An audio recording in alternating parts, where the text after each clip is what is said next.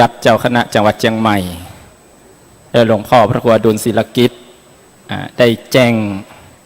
และชี้แจงการสัมมนาของสภาวัฒนธรรมจังหวัดเชียงใหม่ว่าตามตำรา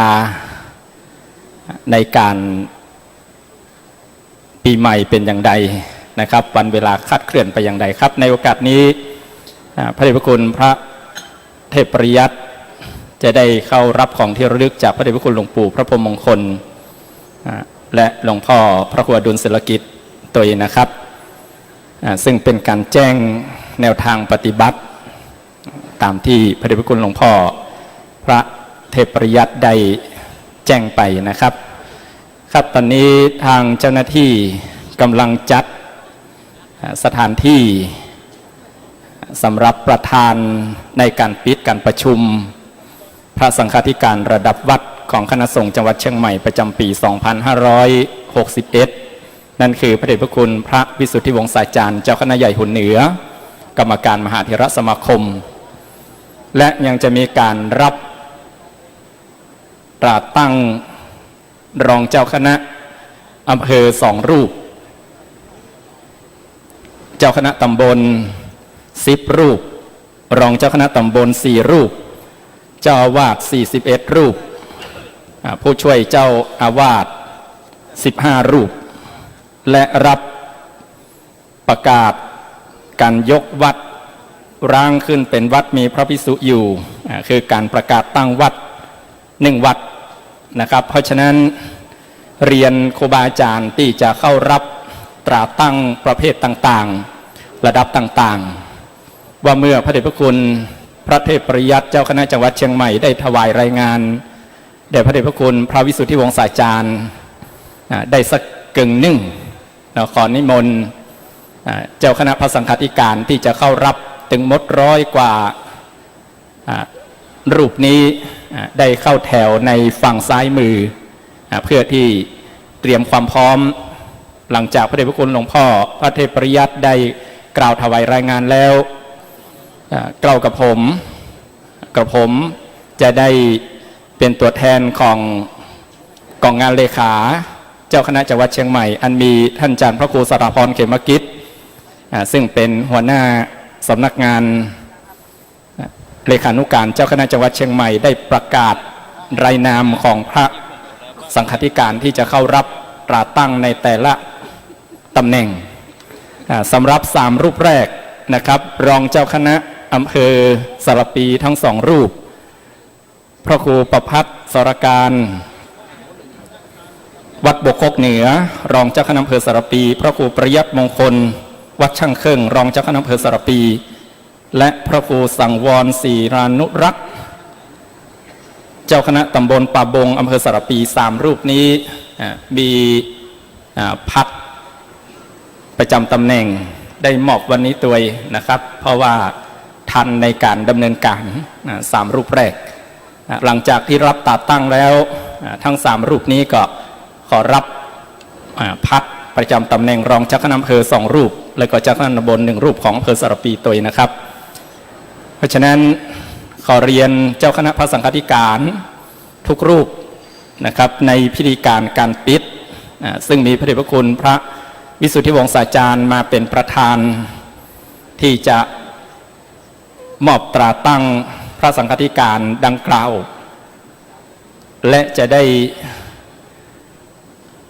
ให้โอวาทก่อนที่จะปิดการประชุมพระสังฆาธิการระดับวัดประจำปี 2561 ของคณะสงฆ์จังหวัดเชียงใหม่ในวันนี้คงใช้เวลาบักเกิน5 โมงเย็นนะครับเพราะฉะนั้นขออาราธนาเจ้าคณะพระสังฆาธิการที่อยู่ในบริเวณวัดพระธาตุศรีจอมทองวรวิหารได้เข้ามาที่หอประชุมมหาศาลาหทัยนเรศวัดพระธาตุศรีจอมทองในเมตตาบารมีของพระเดชพระคุณหลวงปู่พระพรหมมงคลที่ปรึกษาเจ้าคณะภาค7เจ้าวาดวัดพระธาตุศรีจอมทองวรวิหารเมื่อพระเดชพระคุณพระวิสุทธิวงศาจารย์เจ้าคณะใหญ่หุ่นเหนือกรรมการมหาเถรสมาคมประธานการปิดการประชุมค คณะสงฆ์ระดับวัดของคณะสงฆ์จังหวัดเชียงใหม่เมตตาเดินทางมาถึงที่มหาสาราหทัยนเรศเรียบร้อยแล้วจะได้อาราธนาตัวแทนของคณะสงฆ์ภาค7อันมีพระเดชพระคุณพระพรหมเสนาบดีเจ้าคณะภาค7ได้ถวายสักการะตัวแทนของคณะสงฆ์จังหวัดเชียงใหม่คือพระเดชพระคุณพระเทพปริยัติถวายสักการะตัวแทนของวัดพระราศีจอมทองในเมตตาธรรมของพระเดชพระคุณพระพรหมมงคลที่เมตตาหื้อใจมหาสาราหทัยนเรศอันเป็นสัปยะสำหรับการประชุมคณะสงฆ์จังหวัดเชียงใหม่ในปีนี้ซึ่งบรรจุได้ถึง2,000 กว่ารูปคนจะเป็นตัวแทนของพระเดชพระคุณหลวงปู่และวัดพระศรีจอมทองคืออาจารย์เจ้าคุณพระศรีศิลปาจารย์ผู้ช่วยเจ้าอาวาสวัดพระศรีจอมทองวรวิหารและตัวแทนของส่วนราชการจะเจริญพรนางสาวเกศสุดาต่อเจริญได้เป็นตัวแทนของส่วนราชการในฐานะที่ปฏิบัติหน้าที่แทนผู้อำนวยการสำนักงานพุทธศาสนาจังหวัดเชียงใหม่อันนี้เรียนพระเถระคือได้รับทราบถึงกำหนดการในการประชุมที่จะมีพิธีปิดในแห่งบักกีนาทีตั้งหน้านี้นะครับครับสำหรับการคารวะในเทศกาลสงกรานต์หรือว่าปีใหม่เมืองนั้นยังเป็นวันที่20เหมือนเดิมนะครับวันที่20เมษายนเวลาบ่ายโมงเป็นต้นไปที่วัดพระสิงห์วรมหาวิหาร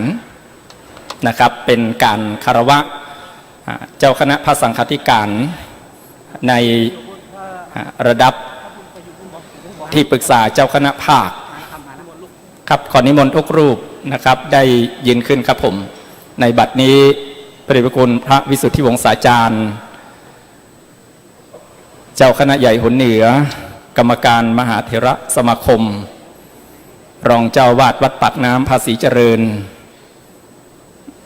ประธานปิดการประชุม